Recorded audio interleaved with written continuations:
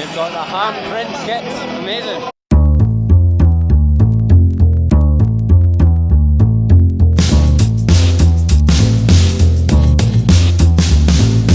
Right guys, now it's probably safe to say that 2018 has got off to a little bit of a slow start for the team on tour. I had a bit of a hiccup last weekend as well, which I won't bore you with the details. Anyway, back in business this time around, and I've even got a Saturday afternoon game to go to this time, which I'm absolutely delighted about, because it means I might have a chance to get a lie-in on a Sunday morning for the first time in ages. I can't even remember the last time when it was. Not that I don't love getting up at the crack of dawn on a Sunday to bring you guys top quality content. Or content, at least. Next stop, Fuenlabrada.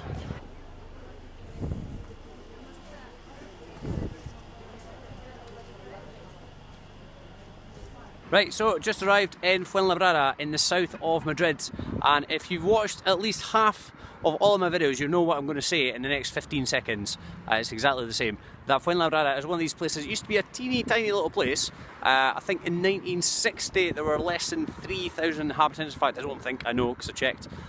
But now that figure stands at around 200,000. So it's actually the third biggest municipality in the Madrid area after Madrid itself and Móstoles, which I went to earlier in the season. Right, we've arrived. Hopefully not the training pitch over here. Now, so far this season, we've had stadiums named after Vicente del Bosque, Luis Aragonés and Alfonso Pérez, and now we've got the Estadio Fernando Torres. Fernando Torres is from Fuenlabrada. Now, the stadium was inaugurated in 2011, I think it was, which is ironically when Fernando Torres seemed to lose all of his footballing ability. Now, my question is, would the present day Fernando Torres actually get into the Fuenlabrada team?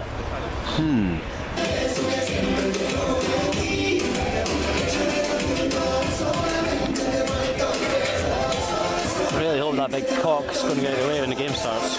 Right, really hoping that you can hear me above these terrible tunes. Now, because Fuenlabrada used to be a tiny place, as I mentioned, there wasn't a football club in the city until the early 70s, at which time, boy, it wasn't a city, of course. Now, CF Fuenlabrada is a current club, Club de Fútbol Fuenlabrada, that was formed as a result of a merger between two teams that had been formed only a few years earlier than the current club. So that was San Esteban and AD Fuenlabrada. Now, the merger happened in 1974, and Fuenlabrada shot up the leagues pretty rapidly, as a lot of the teams at this level have done. So they've actually spent more seasons in Segunda B than in any other league in their history. Now, they did suffer a couple of relegations since 2000, but this is their 6th year in a row in the Segunda B, and they actually posted their best ever finish last season. They finished in 3rd spot, but they weren't able to progress to the Segunda. They were lost out in the promotion playoffs. Now, they're well on course to beat last season's achievement though, as they're top of the table. They're 4 points clear at the top this year. They've suffered only 3 defeats all season, but 2 of those have actually come in the last 4 games. On the flip side, they've won their last 2 matches at home with 7-0 and 6-0, so I'm hoping for more of the same today. Now, today Fuenlabrada are taking on a team called Guijuelo, who are from a little town in the province of Salamanca, which is on the way to Portugal from Madrid. Now, they're in 11th place in the table, but they've been the form team in the division throughout December and January. They've actually taken 13 points from the last 15 available, so they'll be here hoping to cause an upset.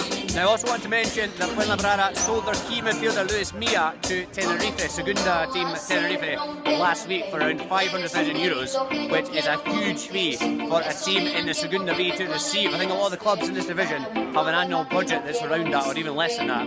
So they did lose their first game without Milla last weekend, but they've snapped up a couple of experienced players this week. They've signed Carlos Caballero and Mikel Arruabarrena, who both have a lot of experience of playing at higher levels. And Mikel Arruabarrena perhaps has the best name in Spanish football. It's the best one to pronounce anyway. So yeah, they'll be hoping that the signing those two will help cover up the departure of Milla. Right, you might actually have heard of Guijuelo before, because they were on a list of the best / worst football kits ever, and they made one that was exclusively made up of ham. The pattern on it was just of different hams, and you can see it from this guy's shorts here. So I'm not sure they're going to be wearing that kit tonight, let's hope so. Oh, and they've got the handprint kit, amazing. Get to me. Goal.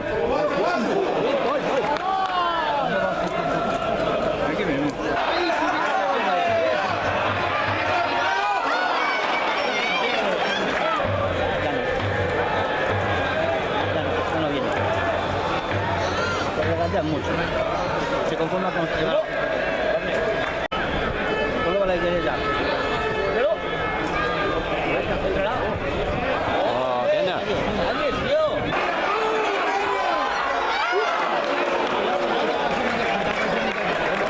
It's coming though, it's coming. Venga, ahora. Uno para uno. Tira. Vamos,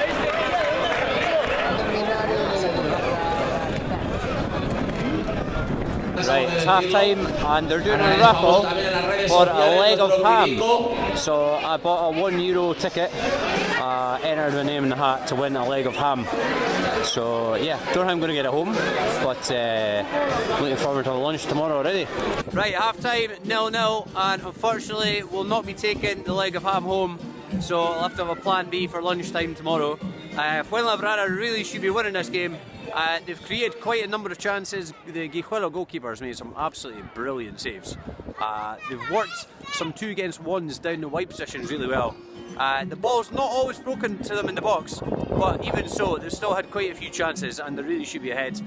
They just need to keep the wits about them and make sure they keep the back doors shut. There's been a few occasions in which Guijuelo looked like they were going to break away, but they didn't quite manage to put a telling attack together. So yeah, 0-0 at half time. It's been a pretty good game so far. Pitch is looking good. The quality is definitely better. I mentioned this in the last game. I've obviously been to more Tercera games this season in Segunda B, but there's definitely an increase in the quality between the Segunda B and the Tercera, and it's quite noticeable as well. ¡Gol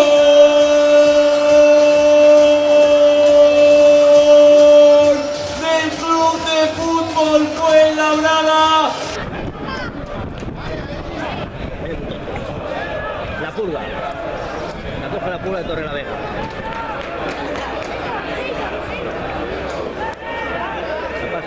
Se la pasa a King Kong. King Kong tira y vaya punta aquí.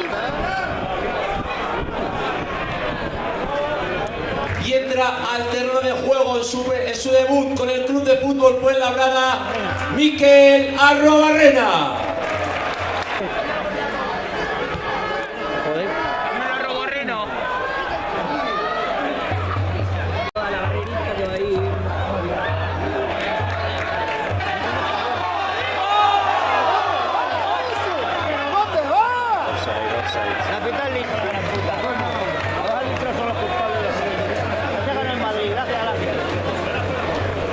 Well, it didn't take Fuenlabrada long to make the breakthrough right at the start of the second half there. That was Dione, the league's top scorer, who unsurprisingly scored the only goal of the game. It was quite a nice header, actually, from a right-wing cross. It was a bit of a weird second-half performance from them, though, because they were in total control for most of it, but they were quite sloppy in possession at times. Their defensive midfielder, the well-named Randy, he was pretty careless. He was losing the ball inside his own half, and that gave Guijuelo glimmers of hope at various different stages, and the result was kind of always in doubt.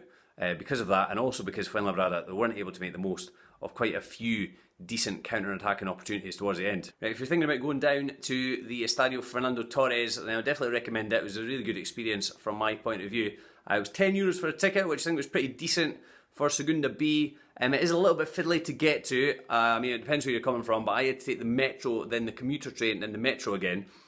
Basically, you need to get to Hospital de Fuenlabrada, which is on line 12 of the metro, which is in the Metro Sur, which is the southern part of the Madrid network. I get down to there, and it's about a 15-minute walk to the stadium after that, and it'll probably take you about just over an hour from the city centre. Right guys, that's it. I'm signing off for another video. I hope you have enjoyed. I didn't have as much game footage as normal, so apologies for that. The camera I'm using at the moment doesn't do very well with bright lights, so if anybody's got any good recommendations for vlogging cameras, then they'll be very well received. Please remember, as always, to subscribe to the Team on Tour on YouTube. You can also find me on Twitter, on Instagram, and on Facebook. And get in touch this week. Let me know about your favourite mascots and also about your favourite footballers' names. So your favourite mascots and favourite footballers' names. See you next week. Adios.